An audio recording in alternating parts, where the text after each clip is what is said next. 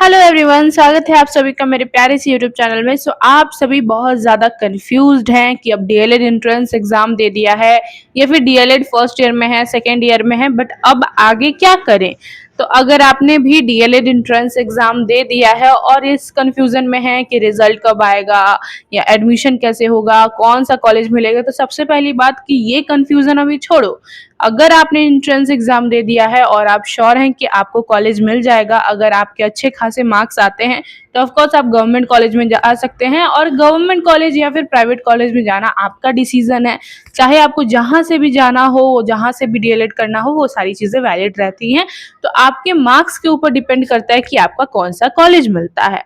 तो अगर आपको लगता है कि हाँ आपका डीएलएड हो जाएगा, आपने एंट्रेंस एग्जाम दिया है और अच्छे मार्क्स आ रहे हैं और आपको श्योर है कि हाँ मेरा एडमिशन हो जाएगा चाहे जहाँ से भी हो, तो अब आगे की तैयारी शुरू कर दो।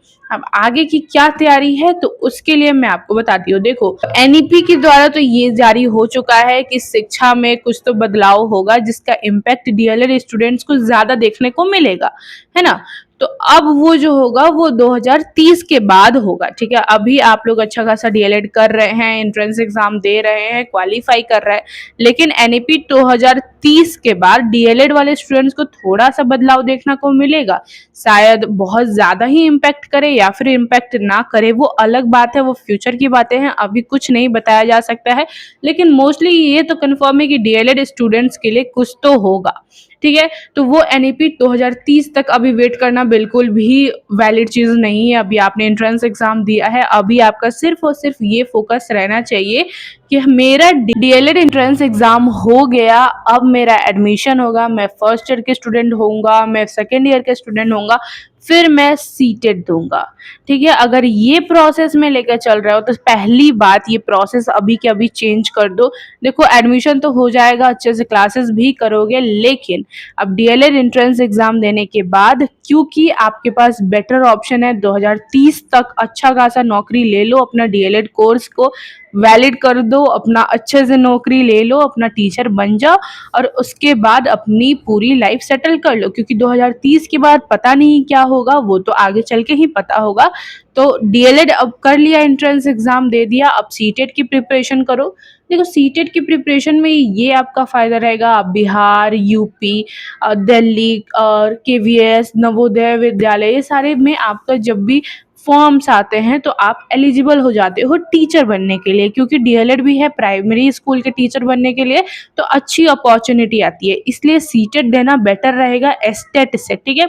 एस्टेट क्या होता है, आपका स्टेट निकालता है अपनी एलिजिबिलिटी टेस्ट, ठीक है। लेकिन सीटेट दोगे तो आप सेंट्रल लेवल के भी टीचर बन सकते हो, ठीक है।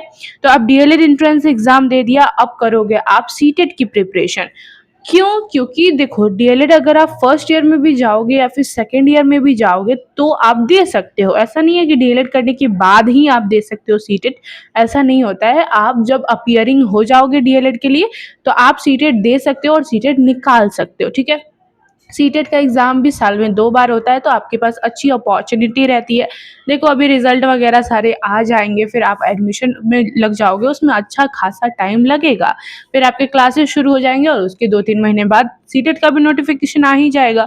अभी तो सितंबर वाला आप नहीं भर सकते हो क्योंकि इसके ऑलरेडी फॉर्म्स आउट हो चुके थे, ऑफ भी हो और अब एग्ज़ाम होगा, और इसके लिए अभी आप एलिजिबल नहीं थे, क्योंकि जो भी डीएलएड फर्स्ट ईयर के अभी 2025 से 27 सेशन वाले हैं वो एलिजिबल थे, और कहीं ना कहीं बहुत बच्चों ने अपना फॉर्म भरा भी है।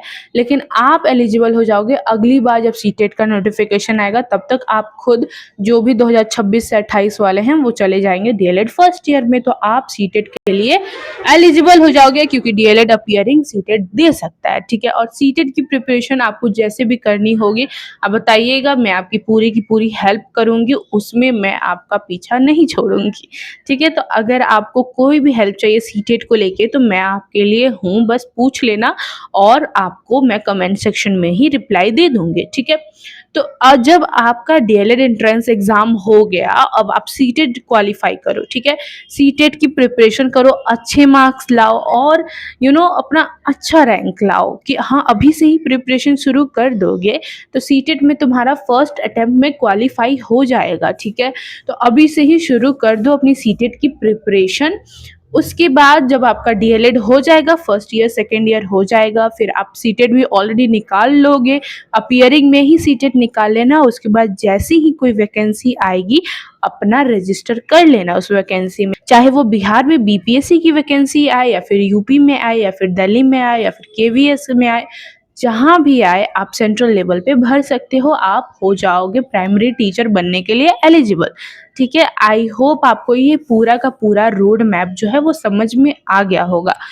स्टिल कोई कंफ्यूजन है, नहीं समझ में आ रहा है, या फिर डाउट बहुत ज़्यादा है, या फिर अभी भी थोड़े कंफ्यूज्ड हो करियर को लेके, तो नीचे कमेंट सेक्शन में पूछ सकते हो।